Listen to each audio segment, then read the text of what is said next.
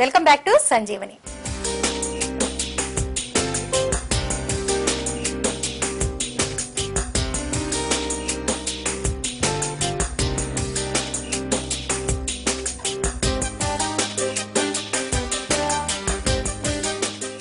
కొంతమందికి గర్భసంచి చిన్నగా ఉండడం, రెండుగా విడిపోయి ఉండడం, బైకోర్నెటెడ్ అని ఇలాంటి వాళ్ళకి కుదురుతుందా? ఇలా ఈ పద్ధతులన్నీ కుదురుతాయి అంటారా? తప్పకుండా కుదురుతుంది.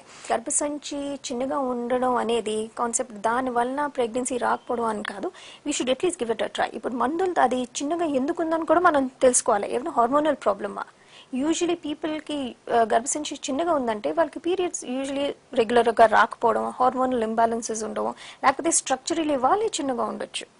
సో ఇవన్నీ చూసుకుని whether it's possible are not ముందు వాళ్ళకి చెప్పి అప్పుడు we have to go through treatments. Miscarriages అయ్యే వాళ్ళకి ఈ టెక్నిక్స్ ఎంత బాగా పనిచేస్తాయి అంటే, ఇప్పుడు మోర్ దెన్ 3 మిస్క్యారేజెస్ అయ్యాయనుకోండి, యూజువల్గా మన హస్బెండ్కి వైఫ్కి ఇద్దరికి టెస్ట్ చేస్తాం.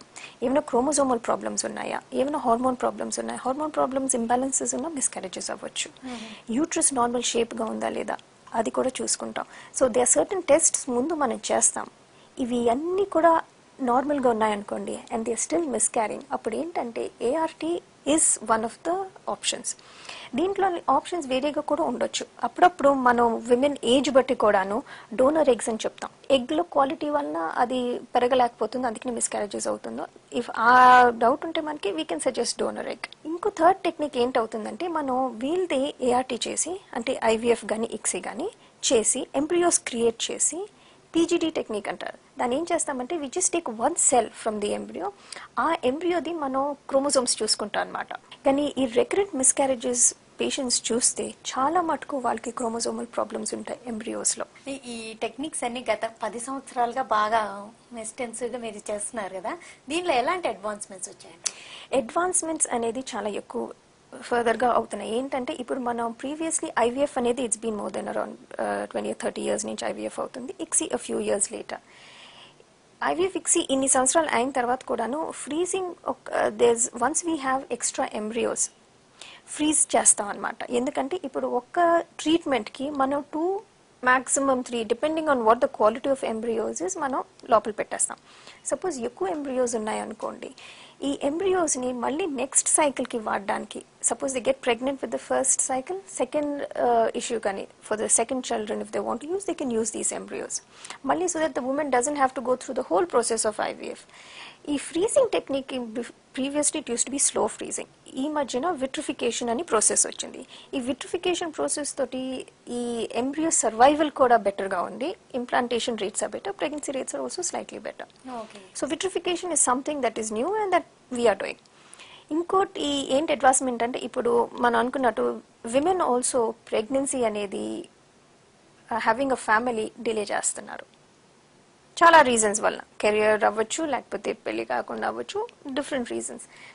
కొంతమందికి they are some girls out there who are educated and they have the awareness. చాలా మటుకు చాలా మంది వచ్చి ఏం చేస్తున్నారంటే they tend to freeze their eggs when they are young. తర్వాత suppose they are trying spontaneously న్యాచురల్గా కన్సీవ్ అవ్వకపోతే then they use their frozen eggs. Okay, అంటే క్రయో అంటుంటారు. This is vitrification. ఇది కూడాను is a newer way of freezing just eggs. ఇప్పుడు embryos అనేది ఎప్పటి నుంచో మనం ఫ్రీజ్ చేస్తున్నాం, ఆ సర్వైవల్ మనకు తెలుసు. కానీ recently not just for young girls who want to freeze their eggs, ఇప్పుడు ఎవరైనా లేడీ ఉందనుకోండి, she doesn't have children but she unfortunately has been diagnosed with cancer. Cancer treatments can be very harsh. Chemotherapy అంటారు, surgery అంటారు, radiotherapy అంటారు. దాంతో ovary కూడా దెబ్బతింటుంది. Ovary నుంచి ఆ ఉన్న సైడ్స్ ఎగ్స్ అనేది కొలాప్స్ అవ్వచ్చు, మళ్ళీ తర్వాత పెరగకపోవచ్చు. అలాంటి వాళ్ళకి మేము ఏం చేస్తామంటే before they start the chemotherapy మందులు ఏమి ఇవ్వకుండాను sometimes we just take their eggs out and we freeze them. Chemotherapy తర్వాత వాళ్ళ న్యాచురల్ సైకిల్స్ వచ్చేసాయి అనుకోండి, fine, they can try naturally. కానీ అది రాకపోతే they at least have these frozen eggs that they can use. There's also a third category of people called as polycystic ovarian women.